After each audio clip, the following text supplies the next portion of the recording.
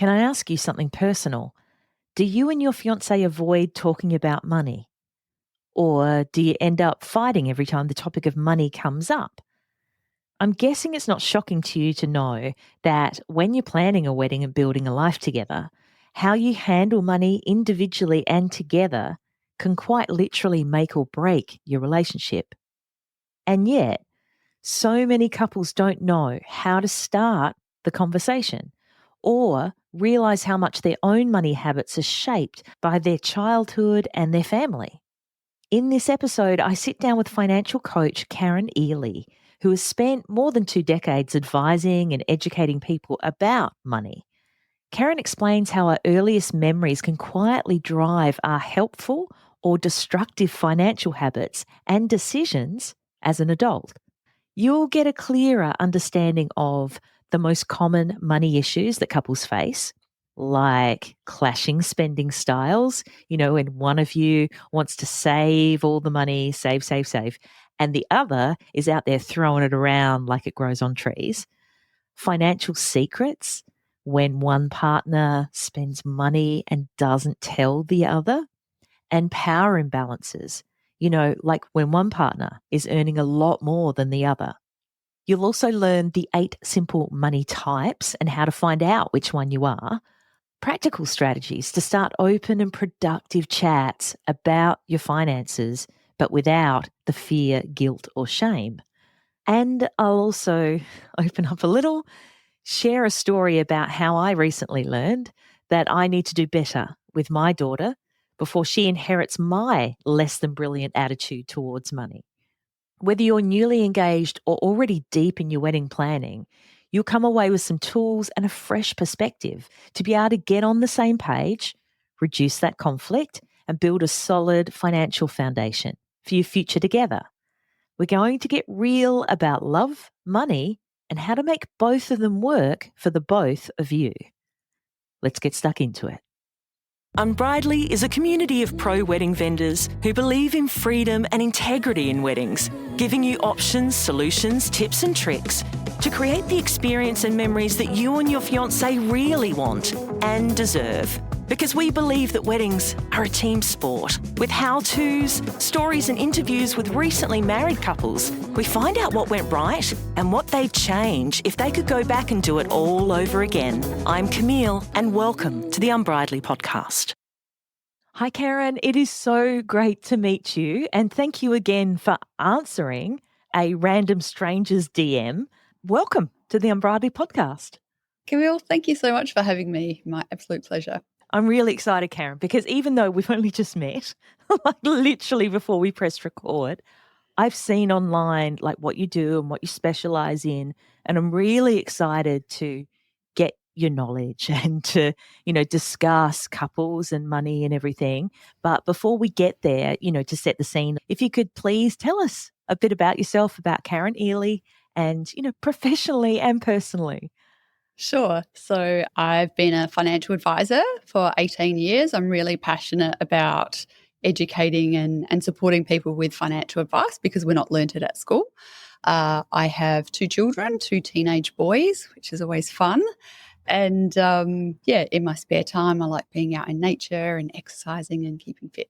So I understand, and from what you've sent me through as well, that couples and money it's a big focus for you. And if you could share a little bit about how your financial planning qualifications sort of helped you and then shifted into becoming a financial coach. Yeah, so it's really interesting. I was a financial advisor and have had hundreds and hundreds of clients. And I got really curious about 10 years ago around why people do what they do with money. So when they come to see a financial advisor, we give them a very logical and rational financial plan. Do this, do that, do that. And what I found was human beings aren't that rational. They're more emotional. So I got really curious around the psychology of money and why we do what we do with money. So I loved my time being a financial advisor, but I thought I could help and support people more by actually exploring their money psychology and get to the root cause of some of the financial challenges that people have. So I did some external study around coaching, around psychology, and really just loved it so much that I sold my financial planning practice 6 years ago so I could focus on this work full time, coaching individuals, but couples as well. I couldn't agree more with what you're saying, and especially because, my trade, if you like, I'm a celebrant. Everything we do is emotional. Every decision we make is emotional Yeah. rather than logical, it seems. And when it comes to money and then you're mixing the emotion, that's when the waters get really murky, right? That's right. So we think about our relationship of our significant other that we have, and we've got a relationship with them. We also have an individual relationship with money, which is how we think about it, how we feel about it, the emotions that come up for us when we think about or deal with money, and then our behaviors around it. So we've got our own relationship with money. It's going to be a relationship that you've got your whole entire life. And some people don't actually think, they just operate on default or autopilot around what they do with money without actually exploring the reasons why. And so that's challenging enough as an individual. But when you put two people together that haven't explored their own psychology, then that's when the trouble can start to come out. Yeah.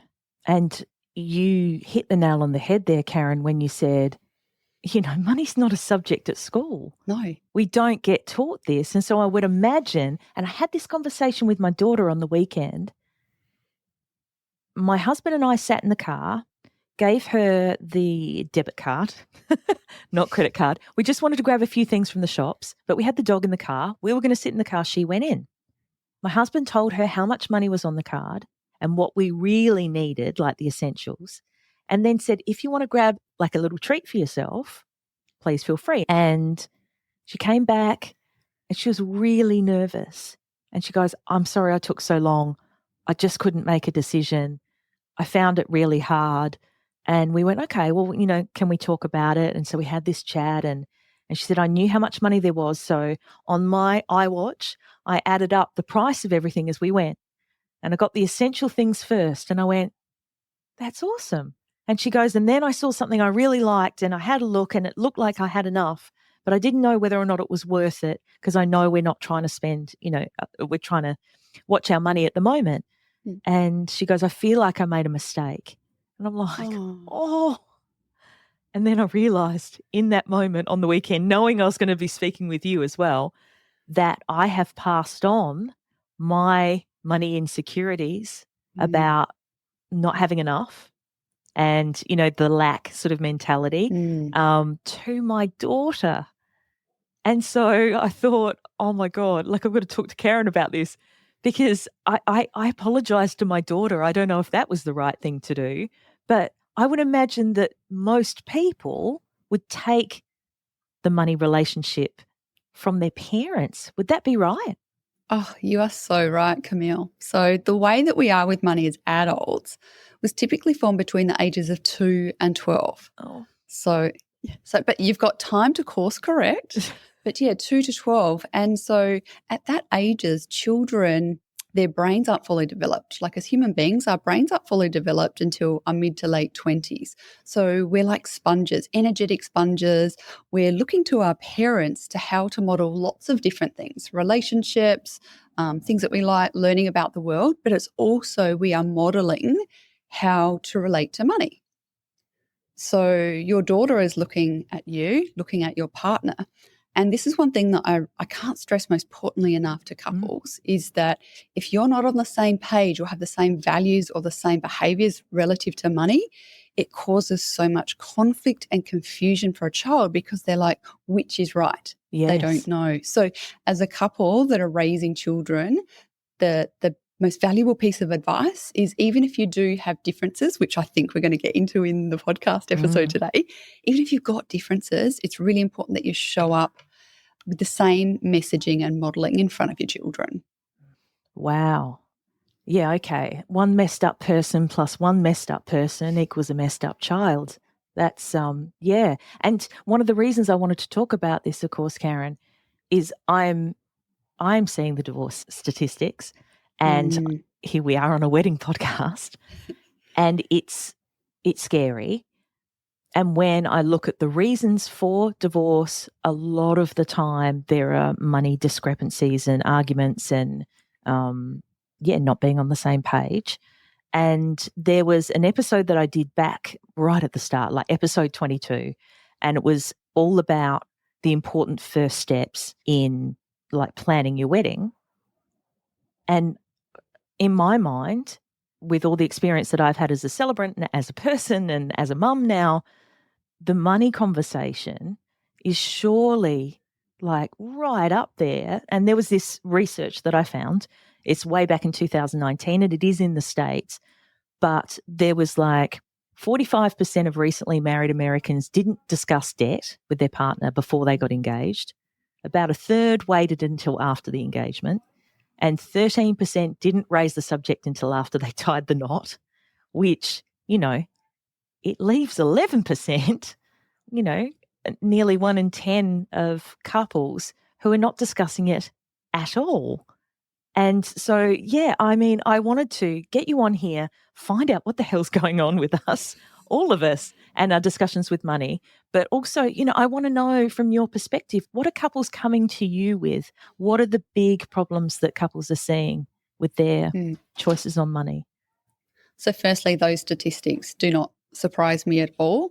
And I've seen research that shows that the second most common cause of a marriage or relationship breakdown is finances. Yeah. Number one is infidelity. So, finance is a really big thing.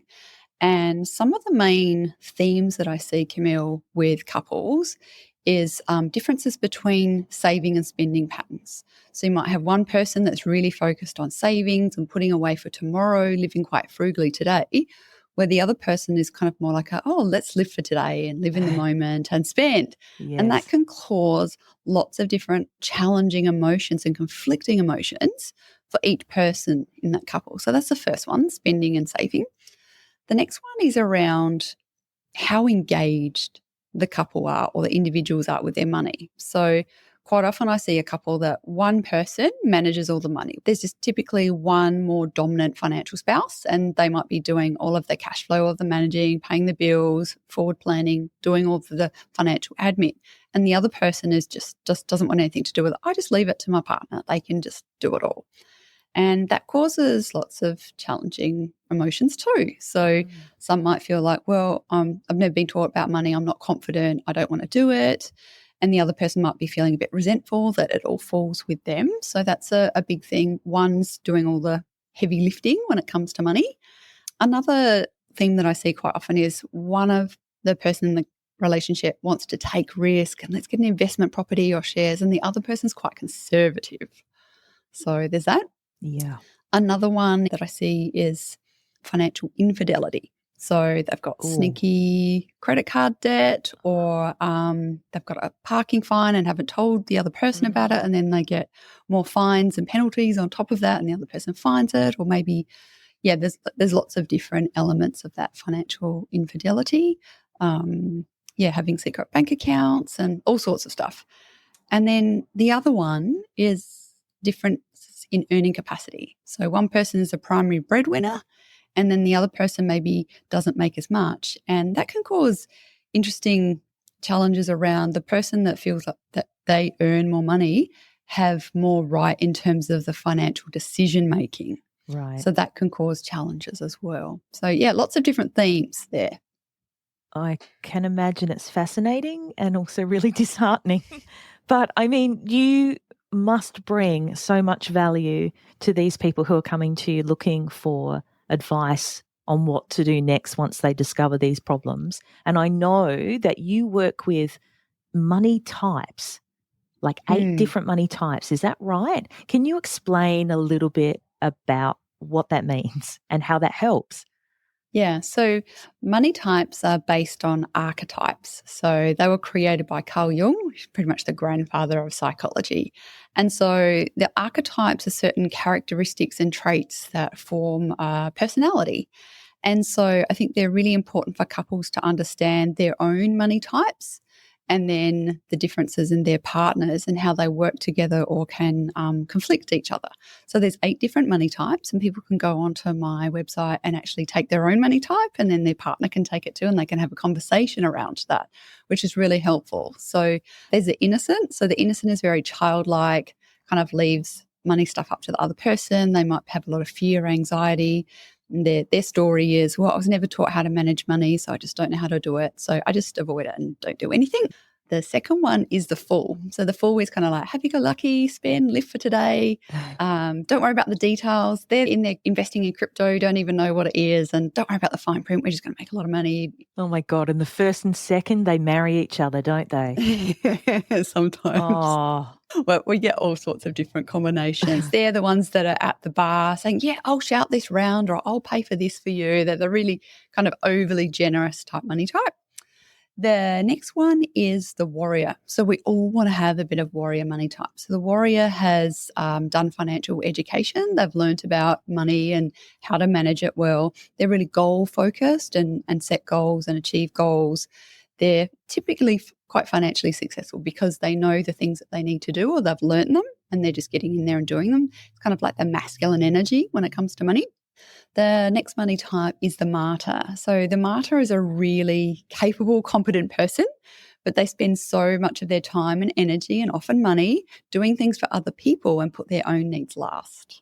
A lot of mums can be a bit of a martyr when it comes to our money, and we can do that for a long time, Camille, but then resentment starts to form and we kind of like get a bit resentful. And it's like, where do I actually get my own needs taken care of? I'm taking care of everybody else's needs. And when it comes to our money, it's really important, I think, for all the listeners to understand is that the highest form of self-care is caring for your money, looking after your money, because if you look after it today, it's going to take care of you in the future. Yeah. So another money type is a creator artist. So if you kind of think of the starving artists, they're so talented at what they do.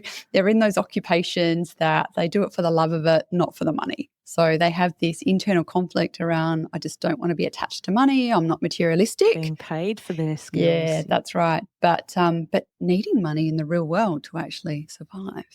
Then we have another money type, the tyrant. So they rule by control. Like they're the ones getting the budget out. We can't afford this. We've got to keep it tight. They're very fear-based. And then there's other tyrants that they've got the big car, the European holidays, the big house. Flashy. They're so financially successful, really materialistic. But they can never have enough. They just keep buying and buying and buying. But on the inside, they just don't feel enough. So they can never have enough. They were quite often wounded growing up. And so they've built an armor of what I just need to accumulate and earn and make lots of money so I can be protected. Yeah. So, wow. Yeah. So quite often a tyrant will be attracted to an innocent because they can control them and like, yep, I'll look after you. But they do it in a controlling, not compassionate manner. So there's some of the money types. There's a couple more, which I could talk about now, or people can go and have a look on the website. This is fascinating. So another one is the victim. So I have a lot of compassion and empathy for a victim, and you're always going to spot one when you meet one because they're the person that says, oh, I can never get ahead financially. Like I was just starting to get ahead and I got this bill or the water system broke down. Everyone gets paid. I missed out on the pay rise. Everyone else got it other than me. I just can't cut a break when it comes to my finances. And they just live in their story of all the things that go wrong with them. Yes. Oh my God, I know so many like that. That's right. Yeah. So they're a financial victim. But the challenge is growing up, they probably had some unfortunate or challenging experiences with money where they were hurt or people around them were hurt and they weren't able to process that pain and what they went through, and they've just internalized it and they're attached to that misery around that narrative. Yeah, that's right, that narrative, and they just keep telling it over and over again. They're stuck in their story rather than doing the work internally to heal, quite often to forgive, and then they can kind of move forward. So they kind of get a bit trapped there. Yeah. And then I think the last money type is the magician. So the magician is the feminine side. It's the balance to the warrior. So it's just they're very balanced internally. They're very conscious with their spending. They know what their values are and they align their money with their values. And they just know they've just got this deep sense that everything's going to be okay. That sounds lovely. Yeah. Let's So go for that one.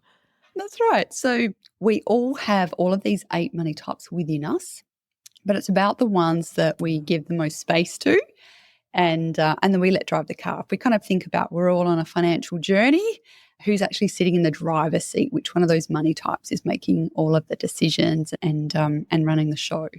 Within each one of these money types, Camille, they have strengths, but they also have challenges and lessons that they need to learn and overcome. And just because someone is listening and they're like, oh, I'm the fool or I'm the innocent or I'm the tyrant, it's not who you are. It's just where you are in your journey with your relationship with money. Oh, I don't feel as bad. Yeah, they can be changed and transformed. And that's the work that I do with clients. It's about identifying which ones are you, what are your challenging money types. Let's find the origin of where you decided those things, those beliefs about money, how you think about it, how you feel about it, and then give them some practical and emotional strategies to become and step more into their warrior and their magician. Yeah. So good. Because, I mean, I'm guessing money psychology is very similar just to regular psychology in that you can't grow or move past where you're at until you know where you're at. Mm-hmm. Hence, yeah, there's sort of investigation into who's in the driver's seat for you at the moment. And that quiz that you've got, Karen, like we're Yeah. able to put that in the podcast notes. Absolutely. Put a link Yeah. into the show notes and people can do their own. It only takes about 3 minutes. So you just answer a couple of questions and you'll get your results. And then I'll send you a little bit of a summary of each of them in case you've forgotten what they are. Oh, that's great. Yeah. So it's no Myers-Briggs that you're sitting there for 45 minutes. No, it's kind of like the Myers-Briggs of your money, but it'll only take you a couple of minutes to do. So Brilliant. I love that. No one's got yes. time. Yeah. Okay. And don't let the simplicity of it undermine the effectiveness of it. So I get people to take these money type quizzes, a bit of a diagnostic tool for me when I'm working with them. And they're so accurate. It's amazing. Even though it will take you 3 minutes to complete, I can't tell you how accurate they are. Okay. And so it's something that you can do for yourself and then get your partner to do it. And then you can have conversations around the different money types. Do you work together? Do you kind of conflict each other? Because the end goal, Camille, is to create financial intimacy within your relationship. And that's where you feel safe and secure and supported financially. And the way that you can achieve that financial intimacy is through having really deep and meaningful conversations around money and feeling comfortable. Mm. And it's a safe space that you can actually have those conversations and be heard, be understood, and grow together. It really just creates a really close bond because money is so integral in so many different areas of our life. And to be able to have one person that you can really be open and honest with what you really feel about money, your financial insecurities and fears, and just feel like the other person has really got you and supporting you. Yeah. Oh, I can imagine that. Can I ask, because I feel like there were like quite stereotypical gender roles there in the archetypes. Do you find that the same sort of patterns keep coming up between male and females and that sort of inequality between them? Yeah, it's interesting. I tend not to look at it from a gender lens, but more of a energy lens, so a feminine and masculine. And I work with men that are very feminine, so they tend to have the more feminine money types. But they're very much based on feminine or masculine. Quite often, you get a lot of female martyrs that are mums, and a lot of the tyrants are typically male. But I also work with a lot of female, and quite often they're being more tyrant on themselves and their partners. So it's been really hard on themselves. But I'd love to share with the listeners a couple of things that you can do to help create some financial intimacy. Oh my goodness, yes. Don't let me stop you.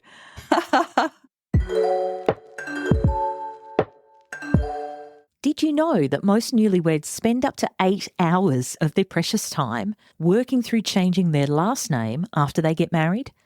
This is where easy name change comes in.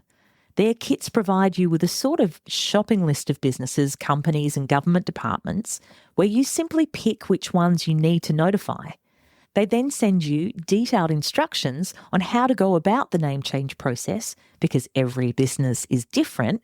And this saves you hours of calling around, waiting on hold, sending emails, waiting for a response, and then remembering to follow up when you don't hear back from them. Easy name change kits also provide ready-to-send forms, letters and emails, so you just attach your marriage certificate to them and you're done. Starting at $39, the value and time you get back is a no-brainer. For more help on changing your name after you get married, there is an excellent blog post on the Unbridely website, and I'll put a link in the show notes for you. Plus, Unbridely podcast listeners get a $6 discount on their name change kits by using the code Unbridely6. That's UNBRIDELY 6, the number 6, and this is valid until the end of 2025. Get your easy name change kit so you can move on to the fun parts of being grown-ups together, like holidays, getting a dog, building a house, herb gardens. So an exercise that can be really, really helpful is to sit on your own for a minute and just think about what are the 3 most significant money memories you had growing up. And so you think about yours, and then you get your partner to do the same, and then you share them with each other. Because you know how I said that most of the way that we are with money is formed between the ages of 2 and 12? If you can vividly remember an experience that you had around money at a young age, it has far and wide and deeply impacted how you are with money today. So to be able to reflect on that yourself, what are those significant money memories and how they shape the way that I manage money or how I approach money today? But then having that conversation with your spouse or your partner can offer a lot of insight and compassion. So they might do something that you just completely it just irritates you or just you just go complex. So why do they do that? Yes. There's always a reason why. So to be able to unpack these memories that they had, there's always a reason why they do that. And to actually understand what that is can be so compassionate and caring to kind of, like, I want to support you with this. And now I know the reason why you do this. That's because you didn't have any money growing up, or you had lots of money, but your parents were never around and you didn't have the time. You wanted more time and affection rather than the actual money. So we all have our own different experiences, and it's about understanding what yours are and how they challenge you today, but also what your partners are and how you can support each other. I can imagine that's really powerful.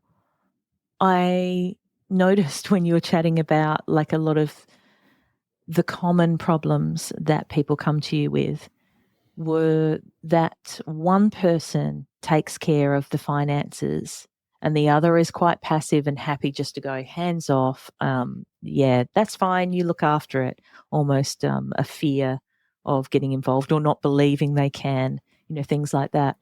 While that might be like a symptom of an underlying issue, when it comes to solving that, can I ask, like, can it ever work when one person basically has all the money and all the power, makes all the decisions, and the other person is just along for the ride? Can that ever work, or does there need to be some sort of, I don't know, meeting in the middle there? Yeah, look, it'll work till it doesn't work. And when it doesn't work, it really blows up in a big way. So for some people, particularly in a couple, if both couples aren't really interested or have the skills around managing money and one just leaves it to the other person, then they've done a terrible job with it. And then all of a sudden it's like, I can't believe that you did this. We have certain assumptions around, people's level of financial knowledge and literacy. And when neither of you have it, that can be a real challenge. Another challenge might be around what if something happens to your partner and then suddenly you're left with it all? Or maybe there were other reasons for a marriage or a relationship breakdown, and suddenly you find yourself in debt that you didn't know you had, that you're actually spending more than you earned and you're getting yourself into credit card debt. There's all sorts of things that can happen and go wrong when you're not actually on top or visible around what's going on with the money. Or it might be that you want to spend more money, but the money's not there to spend. Or maybe it is there, but the other person's money type's a tyrant and they're just like hoarding it all and you're not actually enjoying it. Or maybe they're not taking enough risk, or maybe they're taking too much risk. So I think it's really important for couples to have a money date, just like a check-in. You could do it once a month, a couple of times a year or something like that, but actually just sit down and say to the non-financial spouse, look, I just want to give you a kind of snapshot of here's our budget and cash flow, here's how much we can save every month, this is what I've been doing with it. We've got some insurances that are up for renewal. What do you think about? Do we increase them, decrease them? And if those things sound really boring and dull, start with financial goals. What do we want to achieve in the next 5 years? Do we want to work on buying a house or going on a holiday or paying the mortgage down as quickly as possible or putting away for our future children's education? So start with the goals. They're kind of like our motivation and our reasons why we do the hard things we sacrifice today for the future. So, but I think it's really important to have these conversations with money. And for that person that has been avoiding it for certain emotional reasons, it's giving them notice. It's kind of like, well, I'd like to have this conversation and not just putting it on them straight away. Let's book in a time next week and I'm going to give you some information that you can have a look at beforehand, feel like they're a bit more confident and then just have those conversations. But you really want to come from a place of compassion rather than judgment, because we've been together for a while and these things have been building up around what they don't like about each other financially. We just want to be curious. I'm just really curious, what's the reason why you do that, or you want us to do this, or rather than being judgmental. Yeah, that's great. Do you find that sometimes couples are reluctant to have these conversations, like they're really apprehensive or scared? And what can you say to them about that? Yeah, so firstly, it's about unpacking your own financial fears. Like, what is it? What do you think is the reason why you've been avoiding this? And quite often it's attached to emotions. Camille, do you know what the 3 most common emotions are relative to money? Fear. Yes. Fear is number 1. Shame is number 2. Shame. Shame. Oh, that's a deep one. And guilt. Oh, Fear, shame, and guilt. So if most people are feeling that, no wonder they don't want to have conversations about yeah. money. Oh, wow. It's so loaded, isn't it? It's not just money. It's not just that physical thing. And it really depends on our family upbringing, our social upbringing. Like years ago, it was really crass or rude, or you don't talk about money. Like we're just told, you don't talk about money. So we're kind of conditioned to, it's not a topic that you talk about. Or maybe you grew up in a household where any financial conversation just ended up in an argument. So your young developing brain decided that money causes arguments, so I'm just not going to talk about it. Yeah. Oh, I can hear my grandparents just talking. Yeah, we don't talk about money. And if something was paid for and like my dad didn't want it to be paid for, my grandparents would go, they were giving it away. Don't worry about it. Just anything to silence the money conversation. And then I can hear my dad saying, money corrupts and bad people have money. And it's so incredibly deep, isn't it? It is so deep. I do this exercise when I do workshops and things like that. And it's a lot of our money beliefs are in our subconsciousness. So we don't have a conscious awareness of what they are, but we form them like very young, early on. And some will be conscious, like, those ones around money corrupts people and money's evil. And I get people to go through an exercise where we do a bit of a meditation, and then I ask them to just kind of close their eyes and take a deep breath and just finish this sentence. So I'm going to pause for the listeners so they can actually do this. So I just take a deep breath in to 5 and then breathe out to 10. And one more breath in. As you breathe out, just relax all the muscles in your face and your shoulders. Money is. Money is. What's the first word that comes into your mind? And I can be in a room with 50 people and you hear so many different responses to it. Tell us some of them. Money is power. Money is a Wow. necessity. Money's security. Money's freedom. Money's evil. Oh. Money allows you to live the life that you want. Money's a tool. So the thing is, if you look it up in the dictionary, what's the meaning of money? It'll say it is a medium of exchange. We all go to work and exchange our time, our experience, our skills, and we get money, and then we go and exchange that money for the things that we want. Mm. So it's just a medium of exchange. But us as human beings, we create our own meanings to money. We do that with money and we do that with wealth. And so the next incomplete sentence I ask people is, rich people are. Oh, I it's know. so incredibly loaded. It is. And I hear things like rich people are lucky, rich people were born with it. Yes, silver spoon. That's right. Rich people are lucky, rich people are evil, rich people did bad things to get the money that they have. Oh, Rich people get to live a great life, rich people are unhappy. yes, because you can't be rich and happy. No, that's right. And so we have these like emotional mind blocks around Mm, creating wealth, because if we deep down in our unconsciousness believe that money is evil, rich people are unhappy or bad people, we don't walk around going, I want to be a bad person, I want to be unhappy. I want to be mm. the opposite of those. So on one level, on a psychology level, we're actually blocking wealth. We've got this internal conflict around, we say we want it and we're doing all these things, but we've got these psychology blocks around, actually, do we really want money? Yeah, guilt and shame and fear. That's right. That's just incredible, Karen. So when couples come to you, you're sitting them down, you're getting them to work out where they've come from, first of all, and then Mm. hopefully getting them to work together to get on the same page in some sort of healthy, functioning way. Um, what are some of the first steps that you generally encourage couples to do together? Some quick things that you can do is those 3 money memories and how they've impacted you. When I work one-on-one with clients, I get them to do their whole entire story. It's such a fascinating exercise to do, where you write out your whole story. So going back to those first memories, it might be school banking or having money for the canteen or birthday money, earning your first job, moving out of home. Just write down your whole story and what you remember about it and the emotions that came up. So you can do that as individuals and then share your story with the other person. The next step is having a look and understanding, what are your money types of those 8? Which ones are you most predominantly? And kind of supporting each other and learning the lessons that they're there to learn.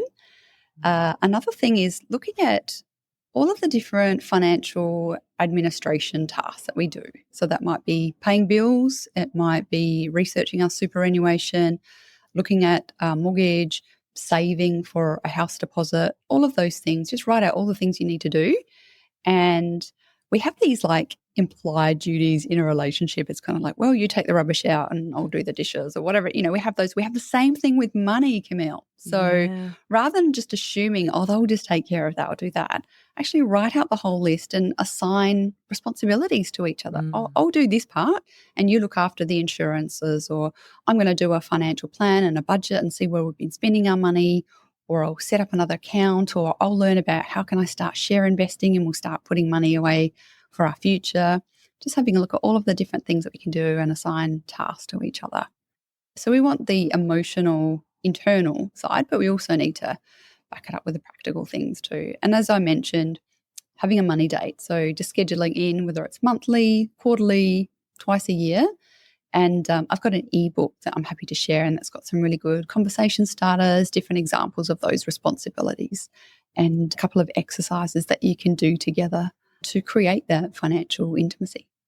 That's brilliant. Yeah. And listener, we'll put Karen's ebook link in the show notes of this episode as well. So you can go on there, have a look, start thinking about how to begin these conversations and, yeah, hopefully just improve all round. I guess, yeah, awareness is the first bit, and then Mm. learning how to work together on things, and then not messing up your children would be Yeah, I think you've summed it up quite well.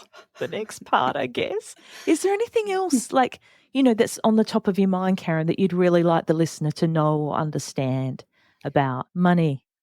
I think that if you feel like I've never been taught how to manage money, I don't know how to do it, this whole world of investing seems like for other people and not for Mm, me, I think we're so fortunate that there are so many great educational resources out there for young adults and everyone really. So there's lots of great podcasts. There's some fantastic books. You just need to go to Big W and have a look at the personal finance area. You can buy them for $20 or borrow them from the library. It's just empowering yourself with that information. It's like, yep, I wasn't taught it. Maybe I didn't have parents that role modeled. And now that responsibility comes to me. So I can manage money well and I can learn how to do it. And that confidence comes through taking action. The last thing to leave people with is just like you've got a relationship with your partner, you've got a relationship with money. And think about what are the ingredients to a really good relationship. It might be a great friend that you've got, a family member. What are the things that you do to make that relationship great? That might be things like spending time with it, making a priority, asking about it, learning more about it, caring for it. All of those things that make a great relationship with a person are the same ingredients for making a great relationship with your money. That's brilliant. I love it. Thanks so much, Karen. Really appreciate you sharing so much insight as well behind what just seems like an exchange of coins and notes and credit scores and things like that. And it's not. It's so much deeper than that. So we'll have the link to the Money Types quiz in the show notes. We'll have the link to the ebook that you spoke about. But if people want to find you, Karen, like how can they further this conversation with you? Yeah, so they can find me at my website, womentalkingfinance.com.au, or on LinkedIn. I put a lot of newsletters and things on there as well that people can learn more and connect and or message me. Absolutely brilliant. Thanks so much, Karen. I'm going to make a promise to myself and to you that I think money dates are going to be the next thing for my husband and I. I think that's going to be really big and really important. And I'm going to try and talk to my daughter a little bit more rationally, maybe a little bit more neutrally. Is that what you would encourage? I think there's two things there, Camille. So as parents, we want to be really intentional about the money lessons we want to install in our children. So if you think about what are some of those critical money lessons that you want to install? And so the ones that I have used with my children for many years is money is just a tool to let you live the life that you want to live. There's plenty of it out there, but whatever money is coming in, it's not just for today, it's for your future as well. And just there's a difference between saving and investing, and it's important to do both. So Yeah. I language that and model that on a regular basis. So that kind of sinks into my children's mind. So that's one thing. Think about what lessons that you want to impart on your children. Maybe it's ones that you didn't learn from your parents, but you're like, I'm going to do it differently with my children. And then the other thing is the language that you use around money. So rather than saying, we can't afford that, Yes. a better way to phrase that is, these are our values and goals that we're working towards, and we're going to put our money here for a while because you could afford it. Like you could sell your car or you could sell something and buy that toy that they wanted. Sure. Realistically, you could do that. But it's about... Okay, Karen. Just keep it down. Keep it down. All right. Yes. Just edit that out. Yes. Yeah. My daughter sometimes listens, so we've got to watch what we say here. Yes, we'll edit that out. But it's about having positive language around money. And the other thing is around pocket money. And so I told my children a long time ago that I give you pocket money and it's not for doing the dishes or keeping your room tidy. You've got to do that anyway. I'm giving you a share of my money because I want you to learn about managing money. It's better to make mistakes now while you're young rather than making those financial mistakes as an adult when there can be a lot more financial consequences. And both my children over the years have gone through, one was like a prolific spender. As soon as he got that money, it was gone. He was at Kmart, it was spent every cent. And years later, he's actually figured out that if he wants bigger goals, he needs to save for them. And he's really changed. And he's probably more frugal now than me. He's like, oh, Mum, but, that costs too much. So I'll just wait till it goes on special or I'll just save up and wait for it. Yeah, so it's been wonderful watching him evolve through me giving him that pocket money, giving him that autonomy, giving him guidelines and bumper rails, but he Yeah, can kind of yeah, do to what he not wants. make a disaster, but That's right. Yeah, but giving him that autonomy so he can learn those lessons in a really positive, healthy way. oh, I like that. I like that. Okay, I'm going to jump on the phone to hubby. Thank you so much for your generous sharing of your expertise and your time, Karen, and have a brilliant day. Thank you. My absolute pleasure. That about wraps it up for this episode of the Unbridely podcast. For the links and resources we mentioned, please head to the show notes. And if you love the show, please review and subscribe on the podcast platform you're on now so you don't miss out on a single episode. Thanks so much for listening. And remember, weddings are a team sport. Catch you soon.